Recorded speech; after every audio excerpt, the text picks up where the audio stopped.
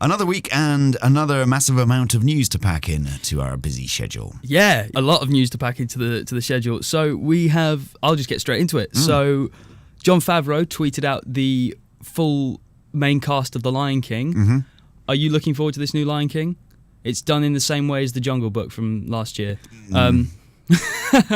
So we have Donald Glover as Simba, Beyonce as Nala, James Earl Jones returning as Mufasa, Chiwetel Ejiofor as Scar, Alfred Woodard as Sarabi, I believe, John Oliver as Zazu, John Carney as Rafiki, Seth Rogen as Pumbaa, Billy Eichner as Timon, Keegan-Michael Key from one half of Key and Peele as Kamari, and yeah, that's pretty much it.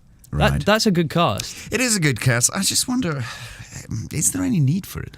I don't know, in all honesty, because I feel like The Jungle Book was kind of a tech demo for The Lion King. Because I think they were always like, yeah, we're going to do the Lion King, see what it looks like first with The Jungle Book, and then kind of transition. And what about the soundtrack? It's still good because a lot of those are musicians. Because Donald Glover's a fantastic artist, and obviously Beyonce. Seth Rogen and Billy Eichner, I'm not entirely sure, but I'm fairly certain you can assume what Hakuna Matata is going to sound like. So they will include the same pieces of music? I believe so, yes. Right. The rumour that the original cut of Blade Runner 2049 was 4 hours long, and it was going to be split into a 2-part epic. See, I wouldn't mind seeing that on Blu-ray. I'm not going to lie. I'm not going to sit through a 4-hour film, but if I watched it in like 2 halves, I think that would be quite cool with some director's commentary. That's what I like. I mean, Batman vs Superman was believed to be the same length. Yeah, I think they... Imagine, oh my God. I feel like they filmed about 4 hours because there was a lot missing from that film, but in terms of plot and character development. Everything. Yeah. Why did you say that name? Have you seen the Ultimate Cut that is about 3 hours long? No. It fleshes out a lot of the story, but at the same time, it's 3 hours long. Did you hear about the Lord of the Rings maybe adapted for TV? The Tolkien estate and Warner Brothers have kind of been shopping this around, and it seems like Amazon is going to be the front runner for releasing the series. No, don't need it. I don't think so. Really no need. There's no point. There's really no point. What? Because we just wrapped up the Hobbit trilogy as well. Yeah. Yeah, exactly. I think let it lie for a while. Yeah, because Lord of the Rings is great. And speaking about TV reboots, Taika, we spoke about the What We Do in the Shadows TV reboot last week, but Taika Waititi has confirmed that there will be a What We Do in the Shadows sequel where he and Jermaine Clement will return to write and direct. And this film is going to be called We're Wolves, and like the premise of What We Do in the Shadows, it's a documentary crew following vampires in Wellington, New Zealand. And it's ridiculous, but it's very funny. Hey, don't swear. Sorry, We're werewolves. Not swear. What are we?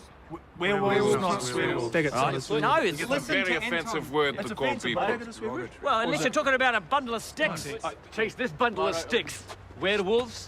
Don't get it. It's not real. Nathan, it's not real. And so it should be really great, but I don't think it's going to be coming anytime soon because Shadows apparently took 6 years for the two of them to write together. Okay, what's Ridley Scott been blethering on about? He's been saying that he was talking about the xenomorph in like the alien from Aliens, and he said that the beast has almost run out.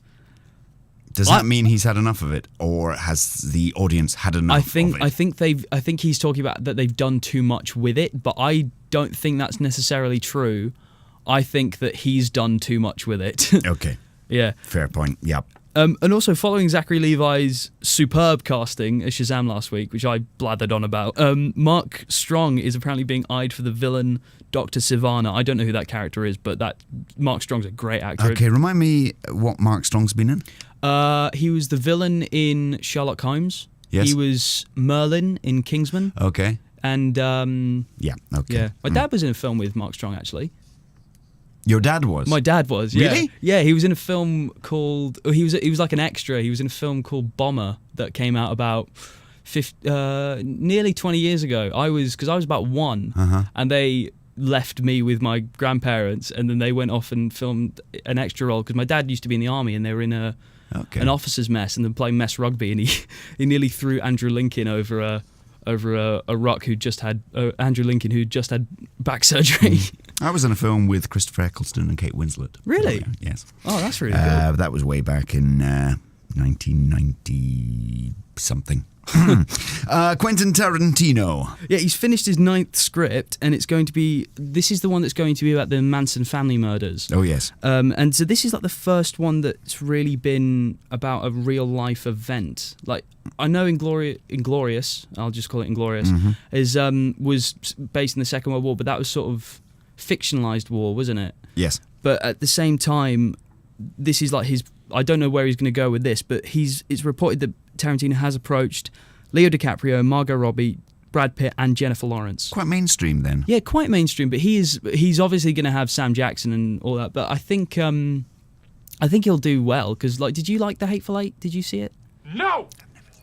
Oh, fair enough. It's not his best work, but it's still enjoyable. But I like Tarantino, and yeah. So he's also going to be looking for a new picture house as well, because this is his first film that's not going to be made with the support of Miramax and the Weinstein Company for obvious reasons. Also, Danny Elfman, he's been talking about, because he's the composer for Justice League.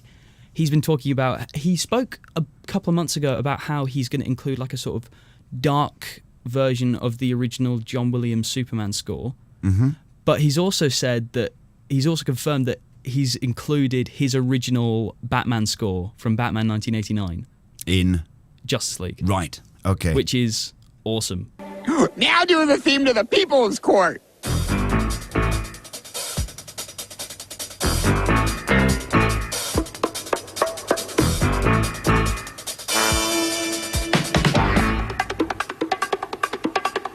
Let's take a look at the new releases then, and let's start off with The Giant King. Yeah, The Giant King, starring Bella Thorne, Russell Peters, Meg DeAngelis, Greg Sulkin, and Carlos Penavega. Is this an animation? I believe so, yes. Thank You for Your Service. Yes, starring Haley Bennett, Miles Teller, and Keisha Castle Hughes. Now, the next one's an interesting one because it follows the life after Chariots of Fire, really. Yeah, which seems really cool. This is On Wings of Eagle, starring Joseph Fiennes, Bruce Locke, and Richard Sanderson. The big one then this week, Murder on the Orient Express. This is starring Kenneth Branagh, Penelope Cruz, Willem Dafoe, Judi Dench, Johnny Depp, Josh Gad, Michelle Pfeiffer, and Daisy Ridley. What a cast. Indeed. This is basically Kenneth Branagh's baby, isn't it? Because he's pretty much in every single scene. He directs it. He's going to write the theme tune, sing the theme tune. He wrote this particular screenplay as well. So basically, it's him, and he's brought his mates along. Yeah, well, because because him and Judi Dench are really good friends. She was the first person to get on board. I'm a big fan of Kenneth Branagh. I think he's done some great work. I really like. I know not a lot of people don't like it, but I really like the first Thor film. Right, and he did that. So this looks really good. Review from my mum. Oh, really? Another? Yes, a little bit overlong. Okay. Kenneth Branagh's moustache is really not very good. Too many close-ups of Kenneth Branagh's moustache, which becomes irritating, and he's not David Suchet, who played Poirot who played Poirot and actually could sport the little moustache, and Kenneth Branagh can't pull it off like David Suchet can. Well, David Suchet's moustache isn't exactly the glorious floaty one that Kenneth Branagh has. But overall, a big thumbs up, and of course, fantastic acting. But she would never say anything against Judi Dench, so there we go. Isn't this the second Judi Dench film that your mum has reviewed on this program? That's correct, yes. Some may say that she only goes to the cinema if Judi Dench is in a film. Fair enough. And finally, in the top 10 this week, the big one that everybody has been talking about. Thor Ragnarok. Yeah. I believe this is the first film that we've both seen on the show and have reviewed together as well. Indeed. I loved it. I thought it was great fun. I think the action is great. The visual setting is wonderful. I think there are moments of emotional weight that don't really stick the landing. It is very funny. You rode a hammer. No, I didn't ride the hammer. The hammer rode you on your back. No. I used to spin it really fast, and it would pull me off the... Oh, my God. The hammer pulled you off? The ground. It would pull me off the ground up into the air, and I would fly. And I just think it's great. I think it's a beautiful pastiche of both 80s buddy cop and sci-fi films, if you know what I mean. Yeah, it's my kind of humor. Just enjoy the kind of throwawayness of it all. Yeah. And it doesn't take itself too seriously, which is always good. Yeah, because you kind of see the sort of improvisation behind of it, because apparently like 80% of it was improvised. Really? Keep out Daryl. Little Mjolnir over here taking a nap. A little bit of something I've been roasting in the sun for a number of weeks now, and it's almost ready. Delicious. Fury, what does he really know? And is Fury his real name, or is it actually pronounced furry? Little Mjolnir here. Pair of sunglasses in case it gets bright on the Rainbow Bridge, which often it does. Oh, if you lift up this little thing, what's he holding? Me. And we'll leave it at that. Thank you, and I'll speak to you again next week. I'll speak to you again next week. There we are. Hurrah. What are you doing later? I'm just working. What's he doing? He's working.